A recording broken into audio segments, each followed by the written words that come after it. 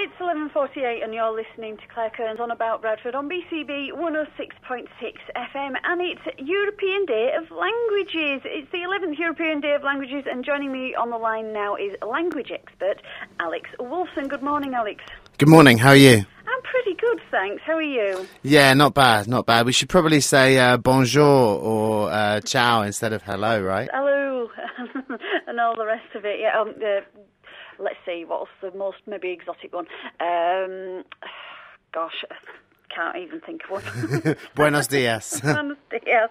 I was trying to think of the Thai, but I've forgotten it. I think it's Kop Kun Ka, but I don't think that's right.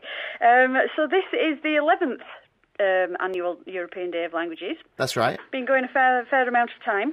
Yeah, it started up in 2001 and it's been gaining popularity ever since. The idea behind European Day of Languages is just to really celebrate the 6,000 or so languages that are spoken worldwide and the cultures behind them. And there's all kinds of different ways that people do that. So how did it start off, and where did it start off? Was it just like a little idea born in Germany or something and then spread out, or how? It started off just as a sort of celebration within the EU, really, European Commission, and it just sort of grew and became involved in in schools and things like that, and it's now promoted in the UK by an organisation called SILT, the National Strategy for Languages.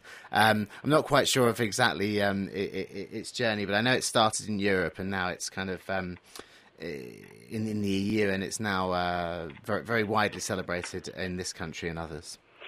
Do we feel a little bit mocked? Because every time we go abroad from England, there is just this assumption that everyone speaks English, and it is a little bit embarrassing. So you do feel like you have to try and do their languages, which is more embarrassing, really. Yeah, I'm not sure if it's embarrassing. I mean, I think people kind of expect that when I meet people abroad who when I'm travelling and they come across British people who don't speak languages, they don't really think it's an embarrassment, because they kind of think that, well, English is the lingua franca.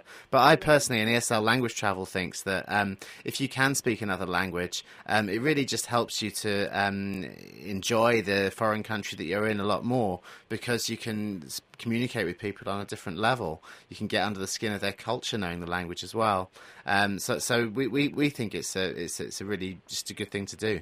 They do seem chuffed when you try. That's right, yeah. I mean, I've been in that situation myself when I've been travelling, particularly when I went backpacking in South America when I didn't speak very good Spanish. People would just really appreciate it, even if you kind of ended up saying the wrong thing. They appreciated that you were trying, and I think that we appreciate it as well in this country if people can speak good English. What did you call English? The lingua franca, like the sort of universal language, the sort of common language that's spoken by people even if they don't necessarily speak each other's language. Lingua franca. I like that. Going back to my Latin roots. It is difficult, though, because I don't know if it's like a widely thought thing, but it doesn't seem to be, languages don't seem to be as pushed from as younger age in Britain as they are in other countries. When they are speaking English, they speak it from they learn it from quite a young age.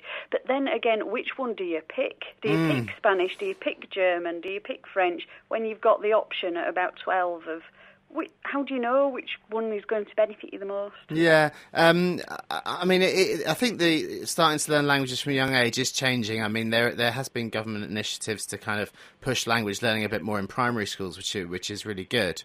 But I mean, in terms of which one you pick, I mean, I would say that pick a language that you find interesting, that's relevant to you. I mean, you're not going to be able to speak every language. Nobody can. But pick a language where you're interested in the culture. If you're interested in wine and food and that kind of thing, then maybe pick French. And if you're interested in flamenco music and the sort of Spanish culture, then pick Spanish. There's no one language that's better than another. And having any kind of language skill is a benefit to you, really. I suppose Spanish you can vaguely understand Portuguese and Italian if you do a bit of Spanish, can't you? It seems to be the next widely spoken one, or is it? That was my next question. What is the next most widely spoken language? Yeah. Well, I mean, in Europe, like French, Spanish, Italian and Portuguese, they are all kind of related. And if you can speak one, it makes it easier to learn another.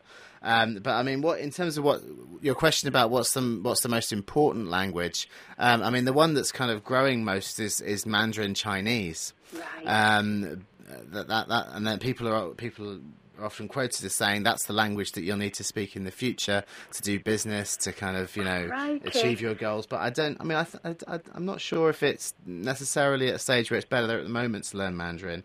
I think, any language skill is going to be an asset. I was going to say, they don't make it easy for you. Just pick the hardest one, where you can just get in mighty trouble if the tone's slightly out. Yeah, it is a difficult language for us to learn. It's certainly easier for us to learn the European languages because we share an alphabet, and to some extent we share a bit more of the same culture as well. I mean, I've been thinking of picking up Gaelic. Oh, have you? Again, that's like really, really difficult. I mean, I learned French at school and can maybe fobble something together in pidgin French now, and maybe a little tiny bit of Spanish, but like something like Gaelic, I was expecting it to slot in nicely to that, and it's completely different. Really different, though. Well, Gaelic's an unusual one. Where's your interest in Gaelic come from? Irish roots. Right. Yeah. Yeah. Yeah, so it's not sort of like I don't think it'd do me any great favours travelling the world. But I just thought it'd be an interesting one to try it until I saw it in action and thought, oh my word, I'll never pick that up. But yeah, it's quite interesting. So what is the purpose of having this every year and a day that marks it? The purpose is really just to highlight how many languages there are, and each language represents a culture, and that they're all important. But most of all for me, I think, and for ESL, the European Day of Languages is about highlighting how much fun languages are. I mean, maybe we have a kind of vision of languages as, learning verb tables by rote in a French class when we were younger. But really, that's not what languages are about for us. Languages, for ESL, language travel, is about, discovering different places, having fun, being able to break down barriers and communicate with people, and that's really why we celebrate the Day of Languages, because we shouldn't see them as a barrier. We should see them as something that's an asset and a valuable tool to communicate.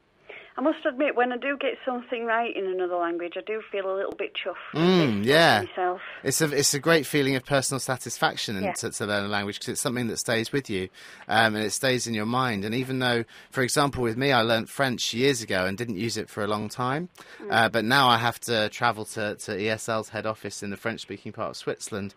And the first time I went there, it kind of was very daunting at first, and then suddenly it all came back because it was just at the back of my mind. But yeah, it is very satisfying being able to just speak to somebody in their own language and then understand the reply. It sounds really simple, but actually it's it makes you feel good. I think it does. I mean, I know someone who speaks fluent in quite a few languages and was able to definitely win the argument with a really rude waiter once. Well, that's certainly a very practical way in which a language can be useful. And she got free wine. Oh, great. They came with flags and said, oh, sorry, very sorry, and came with free flags.